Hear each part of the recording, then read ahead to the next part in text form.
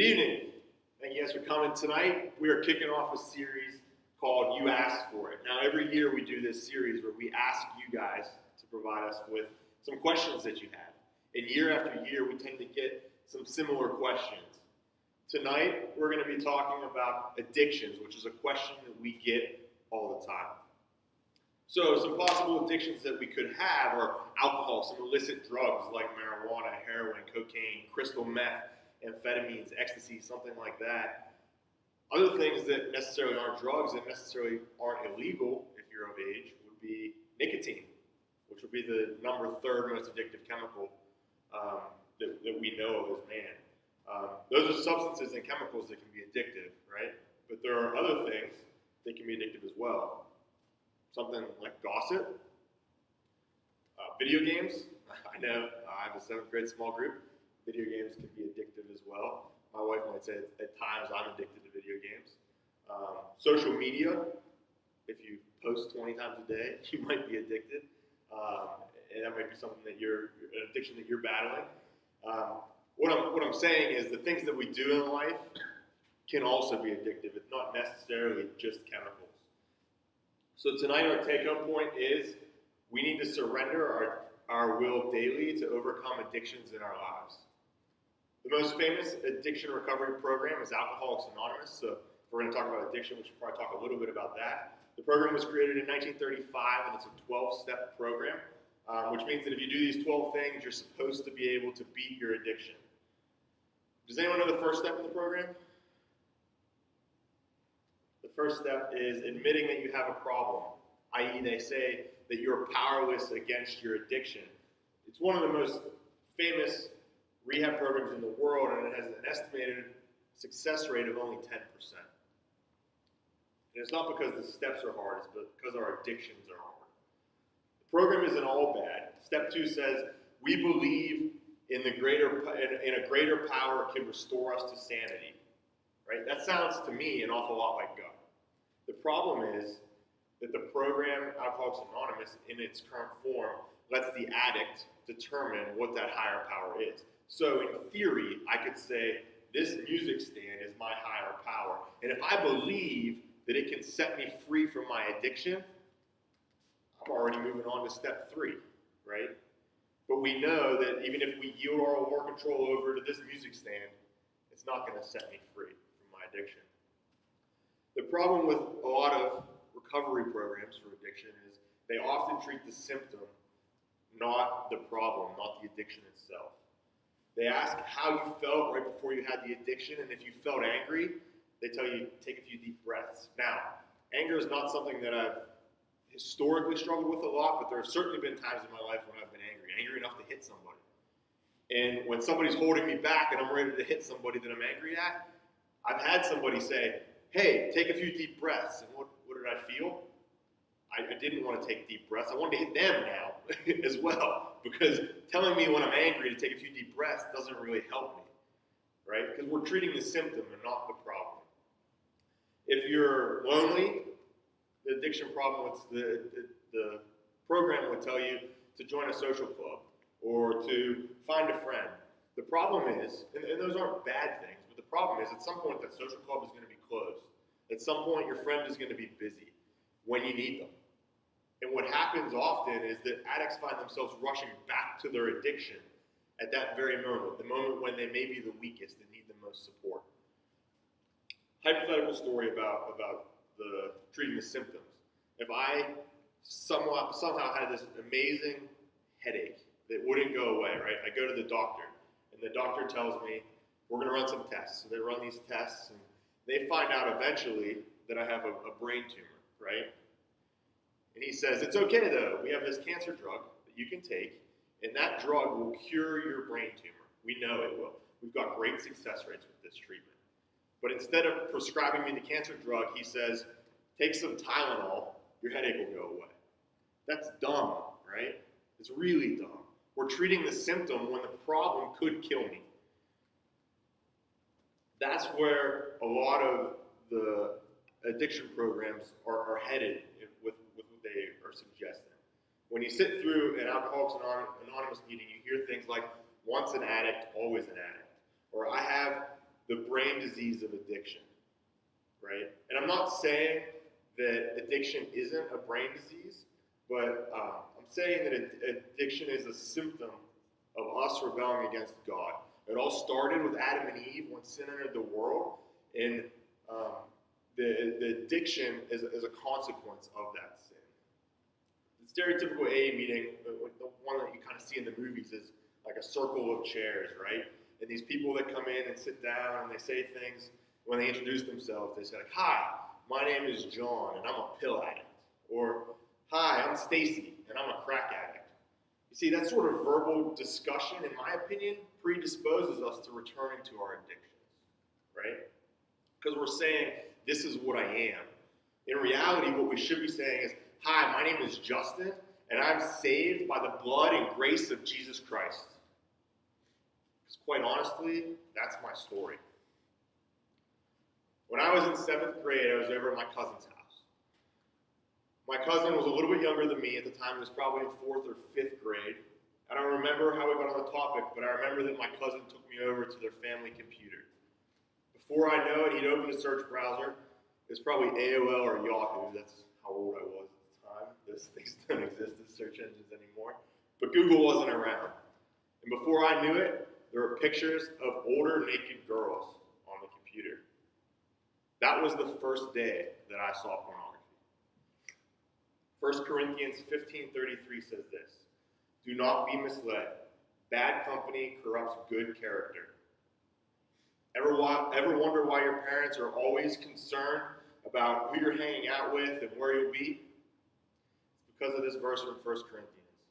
They know that you're highly likely to be influenced by the friends that you keep. You see, my cousin brought me to a point in my life that would forever alter the path of my life. That day, we ended up getting caught by my aunt. And my parents were told, and I got yelled at and reprimanded. But quite honestly, it didn't matter to me. I was the kid. The single encounter got me started into something that was, quite honestly, I found quite fulfilling at first. As Pastor Chris says, the lead pastor of this church, sin is fun until it isn't. And at the time, that sin was fun.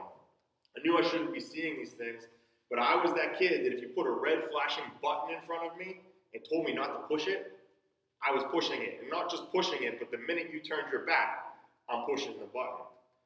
That was who I was. Ultimately, this one encounter turned into dabbling in pornography, being tempted and succumbing to that temptation.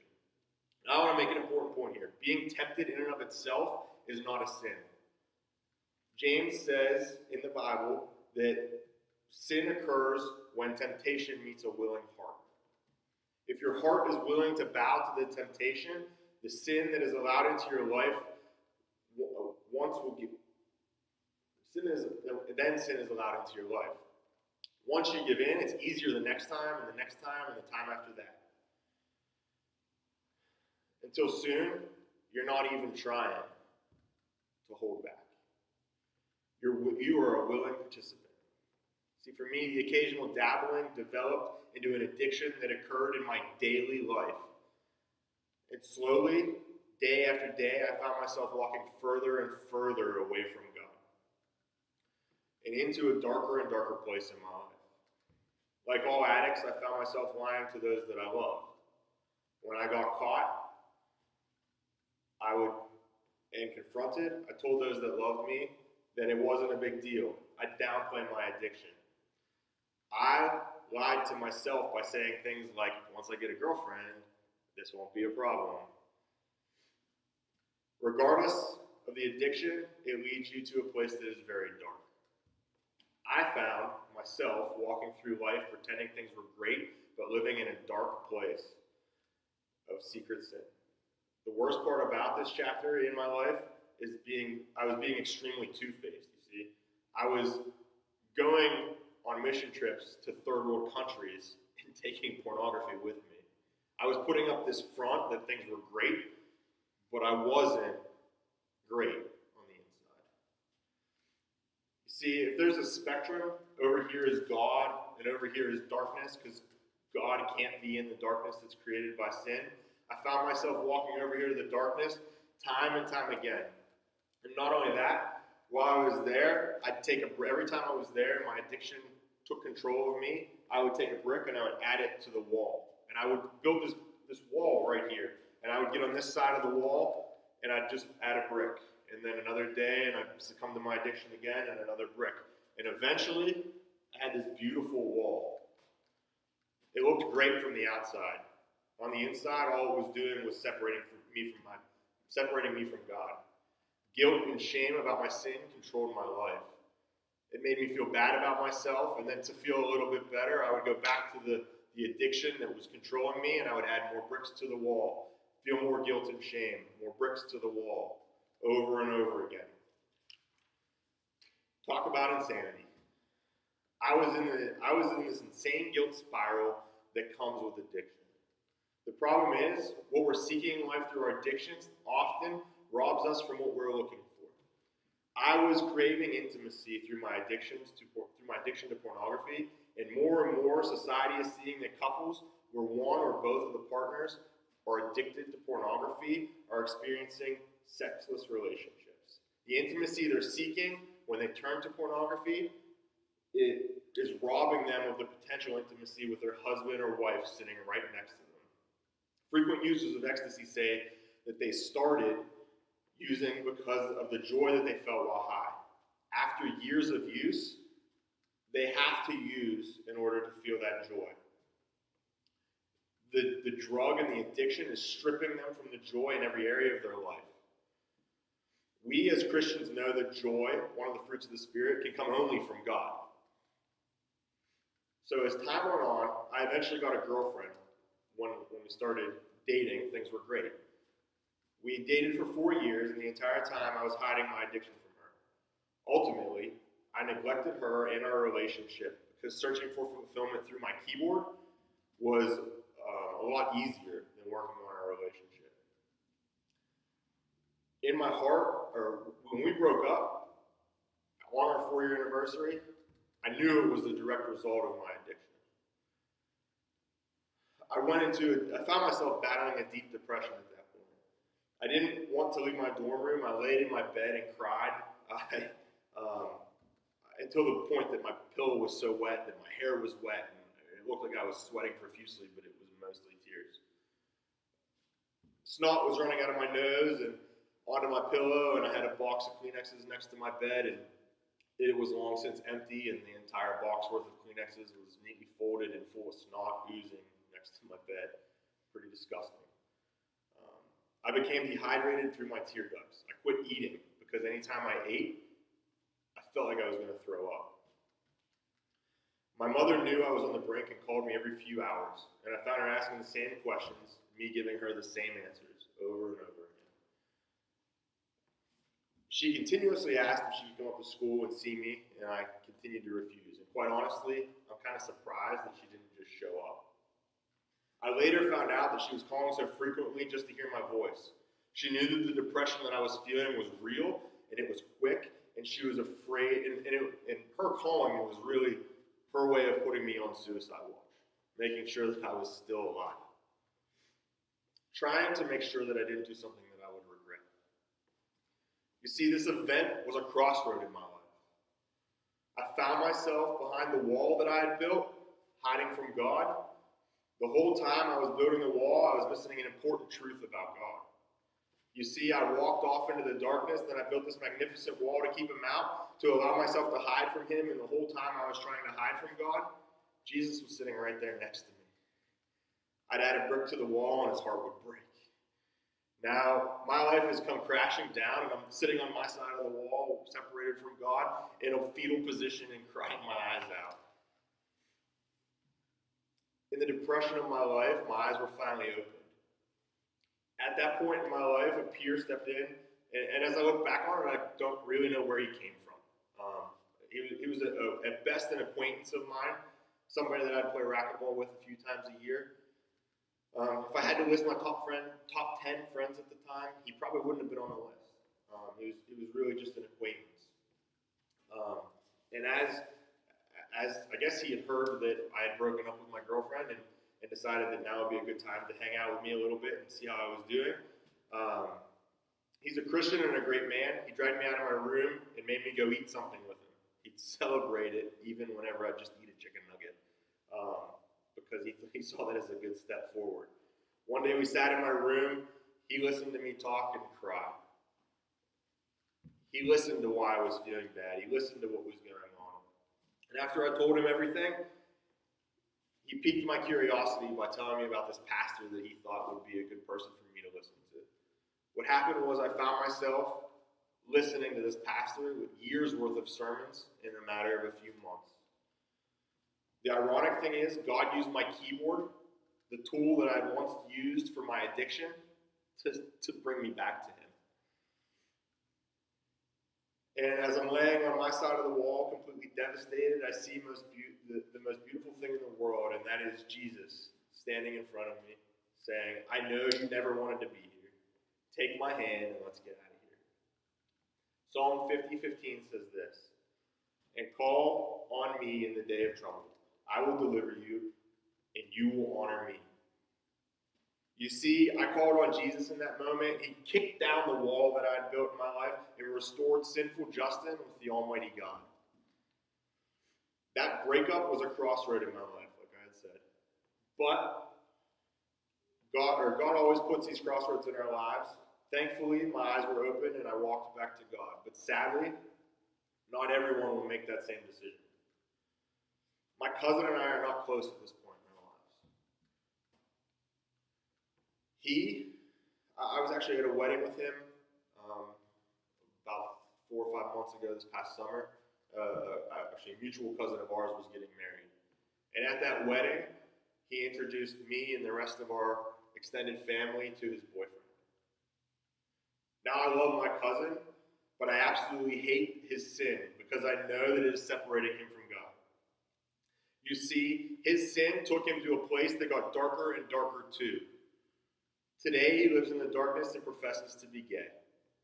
His sexual sin took him from looking at naked girls on the computer when we were very young to dating a man. And that's how sin works. It's a slow and steady progression that the devil uses to separate you from God. If you're battling an addiction, regardless of what your addiction is, today is your crossroad. Today you can turn around, turn toward God. Psalm 18 says that in your strength, I can crush an army. With my God, I can scale any wall. It doesn't matter how big the army or the wall, God can conquer it. If you're in a place of darkness that I sat in 10 years ago, you have to turn around. You have to reach out for God's hand and walk with him. I don't share this story because it's something that I'm proud of. I share this story knowing that God will do something great in your life because of it. As I look back on that decade of my life from 7th grade to my senior year in college, I see a mountain of wasted opportunity. You see, I missed out faithfully serving God and bringing who knows how many people into an eternal relationship with him. That thought of me allowing my addiction to separate me from God, and because of that I wasn't serving him, and the thought of all the people that could be in heaven if it wasn't for my selfishness, terrifies me. The last thing I want for any of you is to look back on your life and experience the same regret. Now, some of you are sitting there right now preparing for what you're going to say in small groups to make it appear that you don't have a problem. You aren't ready to confront your problem or even admit that it is a problem. I want to tell you one last story, and then I'll get out of your way. Police officers in New York City were getting a lot of calls. It was particularly about one apartment in an apartment building located in the Harlem city area of the city. Complaints of strange sounds, strange smells, weird activity occurring, all kinds of odd complaints, things that they hadn't heard very frequently, but complaints after complaints after complaints. Some investigation, and they determined that the apartment was rented to a man named Antoine Yates, a 31-year-old taxi cab driver. So 2 police officers investigating the complaints go up to the apartment door and they knock. They hear a very peculiar sound. They decide not to enter the apartment. Instead, they send an officer up to the roof. That officer is a trained climber, so he ties off onto a rope and begins lowering himself down. He lowers himself down to the window of Mr. Yates' apartment, and that's where he makes a terrifying discovery. He's attached to a rope, no ability to go up, he can only go down. And as he's looking through the window of the apartment, he finds himself staring at a 500-pound Siberian Bengal tiger. The tiger tries to attack the officer through the glass, almost breaking the window. So the officer lowers himself to the ground, and they develop a plan to tranquilize the tiger and hopefully relocate the animal to a zoo. You see, Antoine Yates was living with a 500-pound Siberian Bengal tiger for quite some time. He actually thought it was completely normal. He was completely blind to how dangerous that the animal was. It had been with him for so long, and at first, it's not a big deal. At first, it's not dangerous, and at first, it's just a cute little baby tiger. That grows into something very dangerous and very obstructive to his life. All of us have something in our life that we've made peace with that we have no business making peace with. Mine was pornography. These addictions, these personal dysfunctions, and that are controlling us and running us, come snapping at us like they're a 500-pound Bengal tiger, teeth and jaw wide open. What have you become tolerant of? What is the dysfunction in me, perhaps in you, that is building this wall between you and God that is preventing you from moving forward? In life, I've found that the pathway to your greatest potential is straight through your largest obstacle, your largest hurdle, or your biggest fear.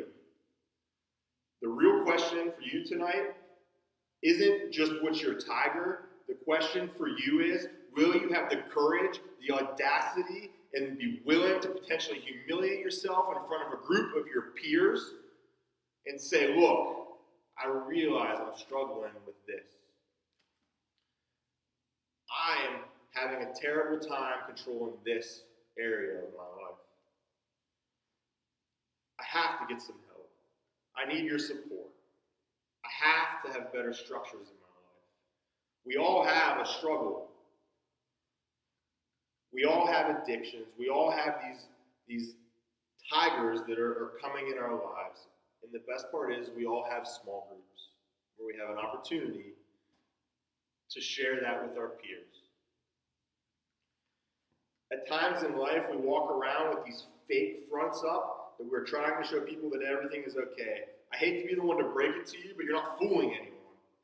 No matter what your Instagram says, no matter what your Facebook feed says, you're not fooling anyone. We all have 500-pound tigers that we live with. It may be an addiction. It may be something in your past that's happened to you. It may be something in your past that you've done that still haunts you. Honestly, it starts by being open and honest with yourself and with your small group leaders in small group. Because after all, the first step in recovery is to admit that you have a problem. That brings us to our next step, which is I will admit my addictions and struggles in small group. Ad-lib. Let's pray. Heavenly Father, I thank you for this night. I thank you for the opportunity to speak. And Lord, I just pray that you use my words and that you touch some hearts in here tonight, Lord. And ultimately, I pray that you are giving some people in this room the courage to, for the first time in their life, step up and say, I'm struggling. And you're giving them the courage to be real and open in small groups. And that small groups can be a time that they're intended to be of a safe place and an opportunity for people to come together as a community and walk through life together, Lord. Because we know through your word that that's what you intended for us. Lord, we thank you for tonight, for small groups, and for everybody that was here tonight.